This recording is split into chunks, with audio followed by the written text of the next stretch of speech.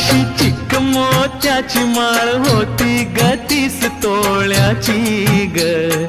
चिक मोत्याची माळ होती ग 30 तोळ्याची ग. जसा गणपतीचा गोंडा चौरंगी लाल बावटा ग. गणपतीचा गोंडा चौरंगी लाल बावटा ग.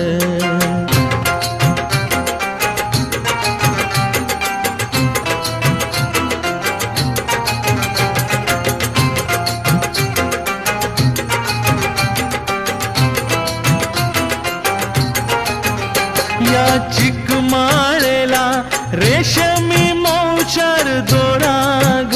या चिकमाळेला रेशमी मौचार दोराग.